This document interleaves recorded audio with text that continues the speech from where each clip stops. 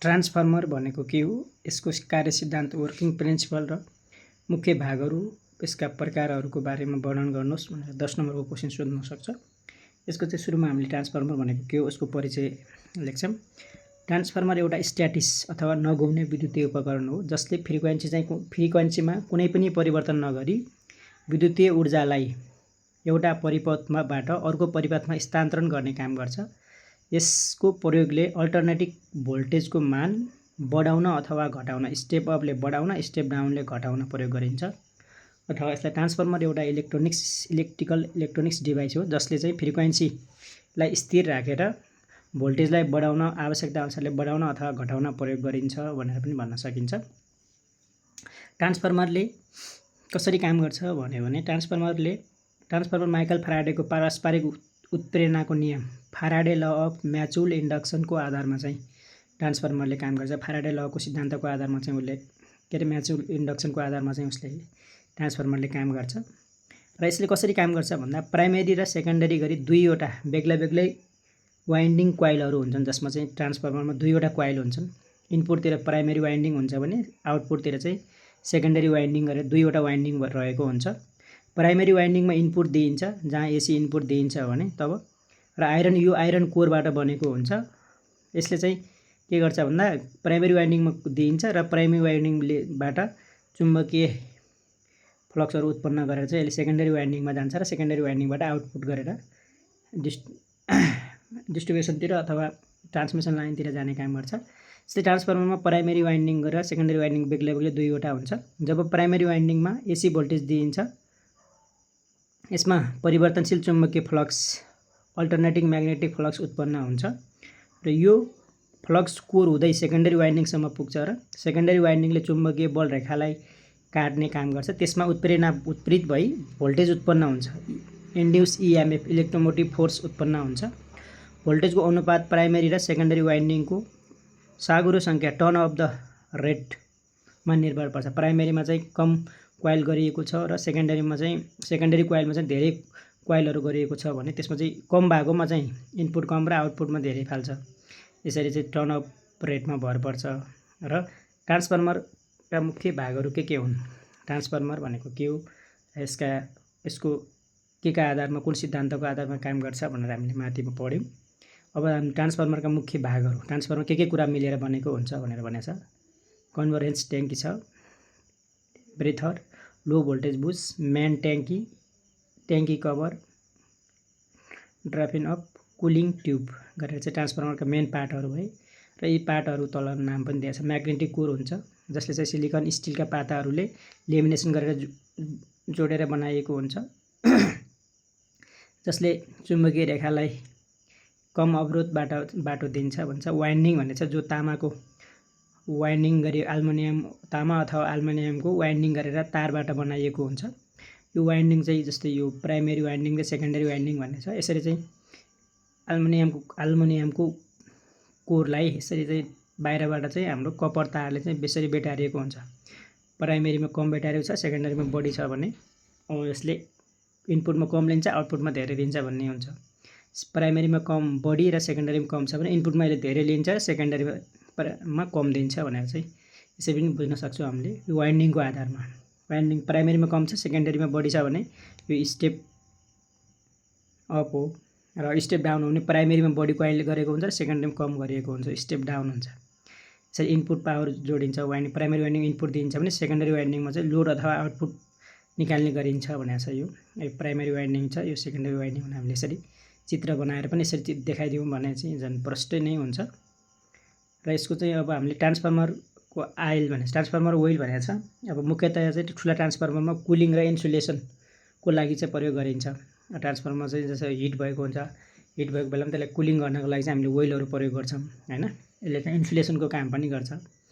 अनि कन्भर्जेन्स ट्याङ्की भनेको छ तेल तातिएर फैलिएको अथवा चिसिएर खम्चिएको अवस्थामा त्यो तेललाई चाहिँ ब्यालेन्स मिलाउनको लागि चाहिँ धेरै चिसो पनि नहुने र धेरै तातो पनि नहुनलाई एभरेजमा राख्नको लागि चाहिँ हामीले यो कन्भर्जेन्स ट्याङ्कीको प्रयोग गर्छौँ। बुकिङ्स भनेको छ बाहिरी तारहरूलाई ट्रान्सफर्मरसँग सुरक्षित रूपमा जोड्ने र प्रयोग गरिने इन्सुलेटर हो। बुकिङ्स भनेको चाहिँ बाहिरी तारहरूलाई ट्रान्सफर्मरसँग सुरक्षित तरिकाले जोड्नको लागि चाहिँ हाम्रो ट्रान्सफर्मर बाहिरबाट आएका तारहरूलाई ट्रान्सफर्मर जोड्नको लागि सुरक्षित रूपमा जोड्नको लागि बनाइएकोलाई नै हामी के बुकिङ्स भनिन्छ। र अब ट्रान्सफर्मरका प्रकारहरू भनेर पढ्छौँ। ट्रान्सफर्मरका प्रकारहरू, टाइप्स अफ ट्रान्सफर्मर। अब भोल्टेजका आधारमा ट्रान्सफर्मरलाई दुई भागमा बाँड्न सकिन्छ, जस्तै स्टेप अप ट्रान्सफर्मर र step down transformer. Step up transformer भनेको के हो भनेको जसले इनपुटमा एसी भोल्टेजलाई बढाएर आउटपुटमा दिन्छ भने त्यसलाई स्टेप अप ट्रान्सफर्मर भनिन्छ, जो पावर हाउसमा प्रयोग गरिन्छ। जसले के गर्छ भन्दा इनपुटमा कम भोल्टेज लिएर आउटपुटमा बढी भोल्टेजहरू दिन्छ भने त्यसलाई स्टेप अप ट्रान्सफर्मर भनिन्छ। भने स्टेप डाउन भनेको जसले इनपुट भोल्टेजलाई घटाएर भने चाहिँ इनपुटमा बढी लिएर र आउटपुट दिँदा चाहिँ घटाएर दिन्छ भने त्यस्तो ट्रान्सफर्मरलाई स्टेप डाउन ट्रान्सफर्मर भनिन्छ। यो सब स्टेसन अथवा के त टेलिकम टावर अथवा पावर सप्लाईहरूमा प्रयोग गरिन्छ भनेर भनेको छ। र अर्को छ ट्रान्सफर्मर चाहिँ फेजको आधारमा ट्रान्सफर्मर दुई भागमा छन् यसको पनि, सिंगल फेज ट्रान्सफर्मर र three phase transformer. Single phase ट्रान्सफर्मरमा के छ भने साना विद्युतीय उपकरण तथा घरेलु वाइन्डिङहरूमा प्रयोग गरिन्छ भने थ्री फेज ट्रान्सफर्मर भनेको औद्योगिक तथा पावर वितरण प्रणालीहरूमा प्रयोग गरिन्छ भनेर यसरी भनेको छ। अब ट्रान्सफर्मरका मुख्य भागहरू, main part of transformer magnetic core भइहाल्यो। हामीले ट्रान्सफर्मर परिभाषा लेखिसकेपछि ट्रान्सफर्मरका मुख्य पार्टहरू केबाट बनेको हुन्छ, म्याग्नेटिक कोर हुन्छ, वाइन्डिङ हुन्छ जो प्राइमेरी वाइन्डिङ र सेकेन्डरी वाइन्डिङ, अनि ट्रान्सफर्मर ओइल भन्ने हुन्छ। ट्रान्सफर्मर ओइल भनेको चाहिँ ट्रान्सफर्मरलाई कुलिङ गराउनको लागि र इन्सुलेसनको लागि प्रयोग गरिन्छ भन्छ। कन्भरेन्स ट्याङ्की भन्ने हुन्छ, अनि बुकिङ्स भन्ने हुन्छ, जो यिनको काम पनि यसरी लेख्ने। अब यसको काम चाहिँ भइहाल्यो। वाइन्डिङ भनेको चाहिँ के त त्यो एसी पावरलाई इनपुटलाई बढाउन घटाउनको लागि, ट्रान्सफर्मर आइल भनेको चाहिँ इन्सुलेसन र कुलिङको लागि, कन्भरेन्स ट्याङ्की भनेको तेल तातिएको अवस्थामा वा धेरै चिसो भएको अवस्थामा चाहिँ ब्यालेन्समा राख्नको लागि कन्भरेन्स ट्याङ्की भयो। बुकिङ्स भनेको बाहिरबाट आएका तारहरूलाई ट्रान्सफर्मरमा सुरक्षित तरिकाले जोड्नको लागि हामी बुकिङ्सको प्रयोग गर्छौँ, त्यो भनेको। त्यसैले चाहिँ ट्रान्सफर्मरको परिभाषा लेखिसकेपछि यसको मेन पार्टहरू पनि हामी कसरी गर्ने भनेर लेख्न सकिन्छ। अब हाम्रो यो ट्रान्सफर्मरको यति लेख्यौँ भने हामीले ट्रान्सफर्मरबाट सोधेको क्वेसनको चाहिँ हल गर्न सक्छौँ। ट्रान्सफर्मर भनेको के हो, ट्रान्सफर्मरका प्रकारहरू भोल्टेजको आधारमा यो, अनि फेजको आधारमा यो। ट्रान्सफर्मरका पार्टहरू के हुन् भनेको पनि ट्रान्सफर्मर पार्टहरू चाहिँ त्यति छन् जो छन्। ट्रान्सफर्मर पार्टहरूलाई पनि म्याग्नेटिक कोर भयो, अनि वाइन्डिङ भयो, अनि त्यसपछि के छ ट्रान्सफर्मरको मुख्य पार्टहरू चाहिँ के छन् भने अनि वाइन्डिङ भयो, ट्रान्सफर्मर ओइल भयो, कन्भरेन्स ट्याङ्क र बुकिङ्स भनेर मेन पार्टहरूलाई यसरी लेख्न सकिन्छ। अब हाम्रो रह्यो क्वेसन नम्बर 2, रेक्टिफायर भनेको के हो, यसका प्रकार स्पष्ट पार्दै टेलिकम्युनिकेसन क्षेत्रमा रेक्टिफायरको महत्त्व व्याख्या गर्नुहोस् भनेर पनि सोध्न सक्छ। अब हामीले रेक्टिफायर भनेको के हो भनेर सोध्यौँ भने अब हाम्रो पहिला सुरुमा परिचय लेख्छौँ। अल्टरनेटिभ करेन्टलाई डाइरेक्ट करेन्टमा रूपान्तर गर्ने विद्युतीय उपकरणलाई रेक्टिफायर भनिन्छ भनेर लेख्ने। अनि एसीलाई डीसीमा बदल्ने प्रक्रियालाई फेरि रेक्टिफिकेसन भनिन्छ। अल्टरनेटिभ करेन्ट अथवा एसीलाई डीसीमा बदल्ने उपकरणलाई चाहिँ रेक्टिफायर भनिन्छ भने एसीलाई डीसी बनाउने चाहिँ प्रक्रियालाई चाहिँ रेक्टिफिकेसन भनिन्छ। त्यसपछि रेक्टिफायर बनाउन मुख्यतया सेमिकन्डक्टर डायोडहरूको प्रयोग गरिन्छ भनेर भन्छ। अब रेक्टिफायर केबाट बन्छ, रेक्टिफायर बनाउनको लागि चाहिँ हामीले सेमिकन्डक्टर डायोडहरूको प्रयोग गर्छौँ र जसले करेन्टलाई केवल एउटै दिशामा बग्नको लागि मद्दत गर्छ। अब हाम्रो यो सेमिकन्डक्टर डायोडहरूले के काम गर्छ भन्दा जसले करेन्टलाई एउटै दिशामा बग्नको लागि, निरन्तर बगिरहनको लागि चाहिँ हामीले डायोड र सेमिकन्डक्टरको प्रयोग गर्छौँ भनेर लेख्नु पर्यो। यदि लेखेपछि अब रेक्टिफायरको परिभाषा हुन्छ। रेक्टिफायर भन्ने के गर्छ भन्दा अल्टरनेटिभ करेन्टलाई डाइरेक्ट करेन्टमा परिवर्तन गर्छ र यो अल्टरनेटिभ करेन्टलाई डाइरेक्ट करेन्टमा परिवर्तन गर्ने प्रक्रियालाई रेक्टिफिकेसन भनिन्छ भने रेक्टिफायर चाहिँ सेमिकन्डक्टर र डायोडहरू मिलेर बनेको हुन्छ र यो सेमिकन्डक्टर र डायोडको काम भनेको जब करेन्टलाई एउटै दिशामा बग्नको लागि चाहिँ के त यसले मद्दत गर्छ भनेर भन्छ। अब हामीले यति लेखिसकेपछि हामीले एउटा यो रेक्टिफायरको चाहिँ हामीले चित्र यसरी बनाउन सकिन्छ। यति परिभाषा लेखेर यो चित्र बनायौँ भने हामीले पाउनुपर्ने नम्बर चाहिँ पाउन सक्छौँ र उसले सजिलै बुझ्छ कि यसले चाहिँ यो रेक्टिफायरको फुल डेफिनेसन यो चित्रले पनि गर्न सक्छ। यदि चित्र बनाउन सक्यौँ भने पनि हामीले रेक्टिफायर भनेको के हो भन्ने बुझेको छ भन्ने चाहिँ जानकारी हुन्छ। जस्तै रेक्टिफायरको सर्किट छ, जस्तै यो ट्रान्सफर्मर भनेर चाहिँ एसी इनपुटमा ट्रान्सफर्मर दिने, अनि यसरी बनाएर चाहिँ डायोड माथि एउटा दियो, तलबाट अर्को जान्छ पोजिटिभ। यसलाई यो अगाडिको चाहिँ हाफ वेभ रेक्टिफायर हो। रेक्टिफायर पनि दुईवटा प्रकार छन्। अनि यतापट्टिको सेकेन्ड टाइप पछाडिपट्टितिरको चाहिँ फुल वेभ रेक्टिफायर छ। त्यसमा चाहिँ हाफ वेभमा चाहिँ एउटा मात्रै डायोड प्रयोग गरिएको हुन्छ भने फुल वेभ रेक्टिफायर्समा दुई वा दुईभन्दा बढी डायोडहरू प्रयोग गरिएको हुन्छ। यसरी चाहिँ यो चित्र हामीले बनाउन सक्यौँ भने हामीलाई चाहिँ थप नम्बर दिन बल गर्छ र यसले चाहिँ बुझेको छ, वास्तविक रेक्टिफायर चाहिँ बुझेको छ भनेर चाहिँ परिभाषित गर्छ। माथिको परिभाषा लेख्ने, परिभाषा लेखिसकेपछि हामीले यो चित्र चाहिँ बनाउनुपर्छ। र यसरी रेक्टिफायरका प्रकारहरू भनेको छ। रेक्टिफायर मुख्यतया कार्य सम्पादनका आधारमा दुई भागमा बाँड्न सकिन्छ भनेर भनेको छ। अब रेक्टिफायरको प्रकारहरू छ, यो हाफ वेभ रेक्टिफायर्स भनेको छ। यसको चाहिँ यसरी चित्र बनाउने। हाफ वेभ रेक्टिफायरको चित्र चाहिँ 50 हर्ज 60 हर्ज भनेपछि यो हाम्रो चाहिँ 50 हर्ज प्रयोग गर्ने हो। युरोपियन कन्ट्रीतिर चाहिँ 60 हर्ज हुन्छ, तर हामीलाई चाहिँ 50 हर्ज भयो। यो ट्रान्सफर्मरको सिग्नल अगाडि दिए अनि एउटा डायोड माथिबाट एउटा तलबाट आउँछ। यो बिचको चाहिँ क्यापासिटर हो, बिचको चाहिँ क्यापासिटर यसरी बनाइदियो अनि यता लास्टमा लोड बनाइदियो। यति बनाइदिएपछि रेक्टिफायरको परिभाषा चाहिँ भयो। अब चाहिँ हाम्रो यो सेकेन्डरीतिरको चाहिँ यो 50 हर्ज छ जो, यसलाई पनि यो अब चाहिँ हामीले फुल वेभ रेक्टिफायरको चित्र यसरी बनाउनु पर्यो। हो यो रेक्टिफायरको परिभाषा लेखेर यति चाहिँ बनाउन सक्यौँ भने हामीले चाहिँ यति यो दुईटा चित्र बनाउन सक्यौँ भने हामीलाई पुरा नम्बर दिनमा कुनै कुराले रोक्दैन। अब यसरी चाहिँ हामीले फुल वेभ रेक्टिफायर्सको चाहिँ यो सेन्ट्रल ट्याप ब्रिज रेक्टिफायर्स भन्ने हो। यो जो 4वटा डायोड भएको, दुईटा मात्रै डायोड भएको चाहिँ फुल वेभ रेक्टिफायर्स मात्रै हो भने यो 4वटा डायोड युज गरेको चाहिँ सेन्ट्रल ट्याप ब्रिज रेक्टिफायर्स हो।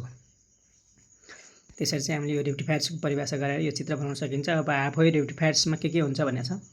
यसमा एउटा मात्र डायोड प्रयोग गरिएको हुन्छ भन्छ। हाफ वेभ रेक्टिफायर्समा त यो माथिको यो जसमा चाहिँ एउटा मात्रै डायोड, यो माथिको जो त्रिभुवन जस्तो चिन्ह नि यो डायोड हो।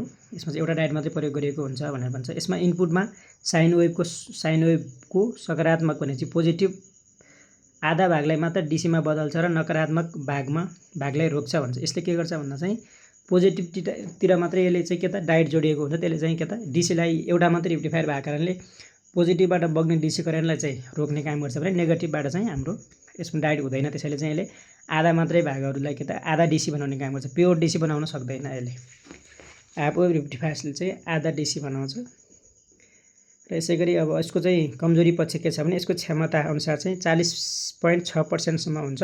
आउटपुटमा धेरै रिपोल उत्तर चढाव हुन्छ भनेको चाहिँ यसले चाहिँ प्योर डीसी दिन सक्दैन। एसी र डीसी लगभग मिक्स भएर 50-50 भएर जान्छ अथवा अझ कम हुन्छ भनेर भन्छ हैन। अब फुल वेभ रेक्टिफायर्सले के गर्छ भने जसले एसी वेभलाई पोजिटिभ र नेगेटिभ चक्रहरूमा डीसीमा रूपान्तरण गर्ने काम गर्छ। हाफ वेभ रेक्टिफायर्सले चाहिँ पोजिटिभ भागमा मात्रै त्यसलाई आधा डीसी बनाएर पठाउँथ्यो भने फुल वेभ रेक्टिफायर्सले चाहिँ पोजिटिभ र नेगेटिभ दुईटै भागमा चाहिँ डायोडहरू राखिएको हुन्छ र यसले चाहिँ पूर्ण रूपमा चाहिँ प्योर डीसी बनाएर एसीलाई प्योर डीसी बनाएर चाहिँ पठाउने काम गर्छ। यो दुई प्रकारको हुन्छ। अब यो फुल वेभ रेक्टिफायर्स पनि दुई प्रकारको हुन्छ। एउटा रेक्टिफायर दुई प्रकार भयो, हाफ वेभ रेक्टिफायर्स र फुल वेभ रेक्टिफायर्स भयो। त्यही फुल वेभ रेक्टिफायर्स पनि के छ अझ दुई प्रकारको छ भनेर भन्छ। यो भनेको सेन्ट्रल ट्याप फुल वेभ रेक्टिफायर्स भनेको चाहिँ सेन्ट्रल ट्याप फुल वेभ रेक्टिफायर्स भनेको चाहिँ यो होला, कहाँ छ सेन्ट्रल ट्याप फुल वेभ रेक्टिफायर्स भनेको जस्तै हामीले यो बनाएको छौँ नि, यो माथिको यो पछाडितिरको चित्र छ। यो चाहिँ सेन्ट्रल ट्याप फुल वेभ रेक्टिफायर्स हो जसमा दुईवटा डायोडहरू प्रयोग गरेको छ। यो लेफ्ट साइडतिरको यसलाई चाहिँ सेन्ट्रल ट्याप फुल वेभ रेक्टिफायर्स भन्ने हो भने अर्को हाम्रो यो ब्रिज रेक्टिफायर्स भनेको चाहिँ यो हो। ब्रिज रेक्टिफायर्स भनेको चाहिँ यो हो है। यसमा दुईटा भनेको छ नि जो ब्रिज रेक्टिफायर्स भनेको यसमा 4वटा डायोडहरूलाई ब्रिज आकारमा जोडिएको हुन्छ। यसमा सामान्य ट्रान्सफर्मरको प्रयोग गर्न सकिन्छ र यो सबैभन्दा बढी प्रयोग हुने रेक्टिफायर्स हो। रेक्टिफायर्स सबैभन्दा बढी प्रयोग हुने भनेको यो हो। यसले चाहिँ प्योर डीसी फाल्छ के एसी करेन्टलाई चाहिँ प्योर डीसीमा बदल्ने काम चाहिँ सेन्ट्रल ट्याप रेक्टिफायर्सले गर्छ। सेन्ट्रल ट्याप रेक्टिफायर्सको चित्र बनाउँदा चाहिँ यो बनाउने अनि फुल वेभ रेक्टिफायर्स गराउनु पऱ्यो भने यो यतातिरको दुईटा डायोड भएको चाहिँ यसलाई चाहिँ फुल वेभ रेक्टिफायर्सको रूपमा चित्र बनाउन सकिन्छ। अनि यसरी चाहिँ उ गरेको छ। अब हाम्रो रह्यो अब अर्को के थियो रेक्टिफायर्स चाहिँ टेलिकम्युनिकेसन दूरसञ्चार क्षेत्रमा रेक्टिफायरको महत्त्व भनेको छ। टेलिकम्युनिकेसन क्षेत्रमा रेक्टिफायरको चाहिँ महत्त्व किन छ भन्यो भने त यसको परिभाषाबाट नै थाहा भइसक्यो। टेलिकम बिटिएस टावर अथवा एक्सचेन्ज स्विचिङ सेन्टर तथा डेटा सेन्टरहरूमा रेक्टिफायरको भूमिका अत्यन्तै संवेदनशील तथा महत्त्वपूर्ण हुन्छ। किनभने यसले त एसीलाई डीसी बनाउने हो। हाम्रो डिभाइसहरू प्रायः जस्तो चाहिँ हाम्रो के छ त डीसीबाट चल्ने हुन्छ भने हामीले इनपुट त सोर्सहरू त हाम्रो प्रायः जस्तो एसी हुन्छ, विद्युतबाट आएको चाहिँ एसी। टेलिकमको अधिकांश उपकरणहरू राउटर स्विचिङ ओएलटी ट्रान्सफर्मर -48 डीसीमा सञ्चालन हुन्छन् हाम्रो, किनकि टेलिकम्युनिकेसन क्षेत्रमा प्रयोग हुने यो राउटरहरू स्विचहरू ओएलटी ट्रान्सिभरहरू यस्ता चिजहरू चाहिँ हाम्रो -48 भोल्ट डीसीबाट सञ्चालन गर्ने डिभाइसहरू हुन्छन्। राष्ट्रिय ग्रिड लाइनबाट आउने 230 अथवा 400 एसी बिजुलीलाई टेलिकम उपकरणको योग्य -48 डीसीमा बदल्न एसएमपीएस रेक्टिफायर मोडुलको प्रयोग गरिन्छ भनेर भन्छ। अब यो एसएमपीएस भनेको स्विच मोड पावर सप्लाई हो। यो एउटा डिभाइस हो जस्तो चाहिँ यो पनि एउटा रेक्टिफायर नै हो। स्विच मोड पावर सप्लाई रेक्टिफायर मोडुलहरूको प्रयोग गरिन्छ। एसएमपीएस रेक्टिफायर्सहरूको मोडुलहरू प्रयोग गरिन्छ भनेर भन्छ। अब हाम्रो चाहिँ के त सिटी सप्लाईबाट आउने भनेको कि त सिंगल फेज हो भने 230 आउँछ र अब 3 फेज हो भने 400 भोल्ट आउँछ। 400 भोल्ट एसी अथवा 230 भोल्ट एसीलाई हाम्रो त टेलिकम्युनिकेसन क्षेत्रमा प्रयोग हुने डिभाइसहरुमा चाहिने करेन्ट भनेको त डीसी -48 डीसी हो। त्यसैले यसलाई -48 डीसीमा बदल्नको लागि चाहिँ हामीले एसएमपीएस भनेको स्विच मोड पावर सप्लाई रेक्टिफायर्स मोडुलहरू प्रयोग गरेर हामीले एसीलाई डीसी बनाउँछौँ। यसमा प्रयोग हुने उनको त्यो ब्रिज नै सकेसम्म प्योर डीसी हो।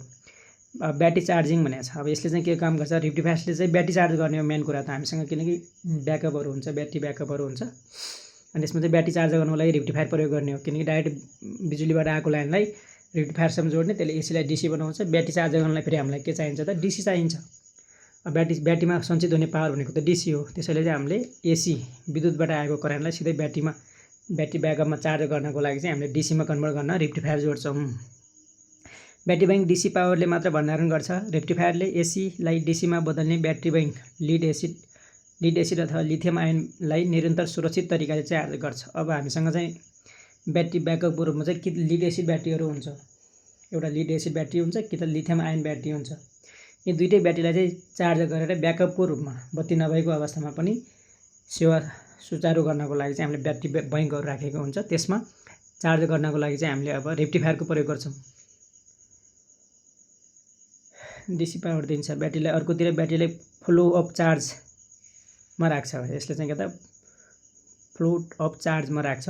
भोल्टेज रेगुलेसन र सुरक्षा। अब यसले के गर्छ भन्दा एसी लाइनमा आउने उतार चढाव, एसीमा त कहिलेकाहीँ के त घट्ने बढ्नेहरू भइरहेको हुन्छ। यसलाई नियन्त्रण गरी टेलिकमका संवेदनशील कार्ड तथा चिपहरूलाई स्थिर तथा शुद्ध डीसी भोल्टेजमा प्रदान गर्छ। अब यसले रेक्टिफायरको काम भनेको एउटा एसीलाई डीसी बनाउनु त हुनै, तर यसले पनि के गर्छ भन्दा प्योर डीसी बनाएर हाम्रो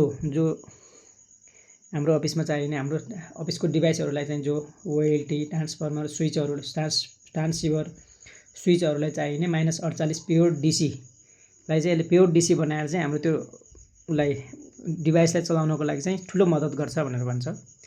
यति चाहिँ हाम्रो यति भएपछि हाम्रो रेक्टिफायर्सको पनि परिभाषा भयो।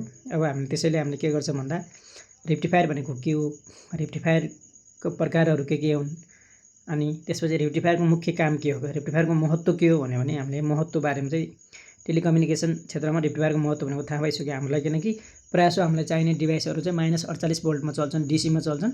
अब एसीलाई चाहिँ स्टोर गरेर ब्याट्री ब्याकअपमा चार्ज गर्नको लागि चाहिँ रेक्टिफायर्स नै चाहिन्छ। अझ के हो भने चार्ज भएको चिजलाई पनि जुन ब्याट्रीमा चार्ज भएको जो ब्याकअपमा चार्ज भएको चिजलाई फेरि डिभाइस कहाँ पुर्याउनलाई पनि यसले प्योर डीसीलाई चाहिँ त्यहाँ लगेर चाहिँ त्यहाँसम्म पुर्याउने मद्दत गर्छ। त्यसले यसको महत्त्व पनि पढ्नु पर्यो। रेक्टिफायरले के काम गर्छ भन्दा एउटा त ब्याट्री चार्जिङ गर्ने काम गर्छ, एउटा चाहिँ हाम्रो प्योर डीसी हाम्रो डिभाइस कहाँ पुर्याउने काम गर्छ। यसले चाहिँ हैन, यसले चाहिँ के गर्छ भन्दा अविच्छिन्न सेवा भनेको जस्तै फ्लोट चार्जिङ अथवा अनक्वाइडियल पावर भनेको चाहिँ यसले पावरहरू कहिले तलमाथि भइरहेको पावरहरूलाई चाहिँ हामीले सुरक्षित तरिकाले लोडसम्म पुर्याउन अथवा ब्यालेन्समा राख्न, कहिले कम आएको बेलामा कम आएर कहिले बढ्ने कम घट्ने भएको त्यसलाई पनि ब्यालेन्स गरेर चाहिँ एकरूपता भोल्टेजहरू करेन्टहरू दिने काम गर्छ भनेर भनेको छ। त्यसैले हामीले अब रेक्टिफायरको चाहिँ सुरुमा परिचय लेख्ने, परिचय लेखिसकेपछि एउटा रेक्टिफायरको यस्तो चित्र बनाए पनि हुन्छ। अब रेक्टिफायर भनेको एउटा परिचय लेख्ने, रेक्टिफायरले दुई भागमा बाँडिएको छ लेख्ने, सेन्ट्रल ट्याब र फुल वेभ रेक्टिफायर्स र हाफ वेभ रेक्टिफायर्स भनेर लेख्ने। त्यसपछि हामीले यसरी चित्र यो रेक्टिफायरको चित्रहरू बनाएर यो फुल वेभ रेक्टिफायर भनेर एउटा चित्र बनाउने, हाफ वेभ रेक्टिफायर भनेर बनाउने। अनि यो हाफ वेभको सामान्य एक लाइन लेख्थिने। यसमा एउटा डायोड प्रयोग गरिएको हुन्छ। यसले चाहिँ इनपुट एसी दिइन्छ र इनपुटको यसको पोजिटिभ भागमा डायोड जोडिएकोले त्यसले चाहिँ एउटा मात्रै डायोड जोडिएको कारणले यसले चाहिँ आधा डीसी मात्रै बनाएर पठाउने काम गर्छ। यसमा प्योर डीसी पाइँदैन भनेर लेख्ने। अनि फुल वेभ रेक्टिफायर्समा चाहिँ जसमा दुईवटा डायोड, दुई वा दुईभन्दा बढी डायोडहरू प्रयोग गरेको हुन्छ। यसले चाहिँ के त हामीलाई चाहिँ प्योर डीसी पोजिटिभ र नेगेटिभ दुईटै ठाउँमा चाहिँ डायोड भएको कारणले प्योर डीसी चाहिँ प्रदान गर्ने काम गर्दछ भनेर लेख्नु पर्यो। अनि रेक्टिफायरको महत्त्व लेखेर यति कुरा लेख्यौँ भने हामीलाई नम्बर दिनमा कसैले रोक्दैन। अब यसमा यस भिडियोबाट चाहिँ हामीले ट्रान्सफर्मर भनेको के हो र रेक्टिफायरको बारेमा आएको क्वेसनलाई सजिलैसँग के त हल गर्न सोल्युसन गर्न सक्छौँ र हामीले आवश्यक परेको नम्बर पनि प्राप्त गर्न सक्छौँ।